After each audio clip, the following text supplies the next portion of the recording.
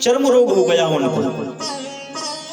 अब किसी ने बताया, किसी वैद्य ने, कि नीला धोता लेकर के आओ और उसका लेपन करो तो वो सही हो जाएगा चर्म रोग। पुजारी जी गए, नीला धोता लेकर के आए और जहां पर ठाकुर जी की मिश्री रखी रहती थी, उसी मिश्री के पास में उस नीले धोते को ला करके रख दिया। नीला धोता होता है कार्बन, बड़ा जहरीला, व्यक्ति उसको खा ले तो प्राणांत हो जाएगा उसका। नीला धोता उन्हीं के पास में रख दिया। अब पुजारी जी शाम को क्या करते थे कि एक गिलास में दूध लिया और भोग लगाते थे ठाकुर जी का, प्रतिदिन का काम था, और उसी दूध को लेकर के स्वयं पी लेते थे। अब जैसे ही शाम हुई और शाम को उन्होंने क्या कहा, जो जहां पर मिश्री रखी हुई थी वो मिश्री पर हाथ तो नहीं गया, जहां नीला धोता रखा था ना, वो उठाया और उठा करके उस दूध में डाल दिया और दूध ले जा करके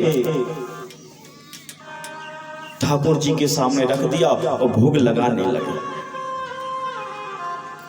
अब ठाकुर जी ने सोचा, ये जो भक्त है मेरा पुजारी कौन है, भक्त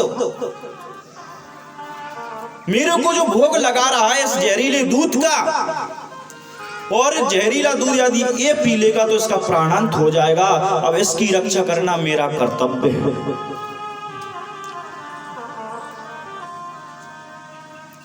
अब देखो ठाकुर जी की कृपा कैसी हुई। उधर से घर से बालक बुलाने आ गया, पिताजी पिताजी। पुजारी जी ने कहा, क्या बात है बेटा? कि भैया की ज्यादा तबीयत खराब हो रही है। तो झट से वो दूध वहीं रखा का रखा रह गया और जल्दी से पट बंद किए, ताला लगाया और घर की ओर चल दिए, और दूध वहीं का वहीं रखा है। अब रात्रि को 12-1-2 बज गए। अब ठाकुर जी को घबराहट होने लगी, क्योंकि जब जहर चढ़ता है तो घबराहट होती है। ठाकुर जी को घबराहट होने लगी अंदर से। अब उन्होंने सोचा, मैं किसके पास जाऊं?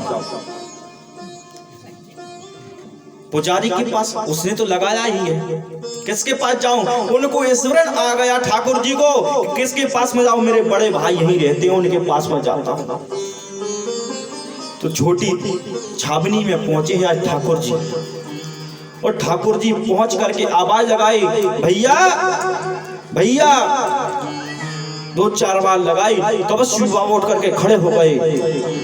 बोले, कौन? कि मैं कनक बिहारी। ओहो लाला, तो काय को कष्ट हो गया, जो तो बता यहाँ तक काय को आओ तू? कनक जी ने कहा, पुजारी जी ने मुझको जहर भरा दूध पिला दिया है, मेरा शरीर पूरा काला पड़ रहा है और मुझको घबराहट हो रही है, भैया कुछ उपचार कीजिए,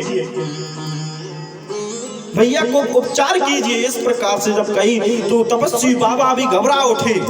जब छोटा भाई संकट में तो बड़ा भाई सही से नहीं बैठ सकता, घबरा गए। तपस्वी, छोटी तपस्वी में उन्होंने पूरी प्रचार कर दिया। जितनी भी संत मुनि वहां पर रहते थे सबको उठा दिया और सभी से कहा, कोई गुलाब जल बनाओ, कोई शरबत बनाओ,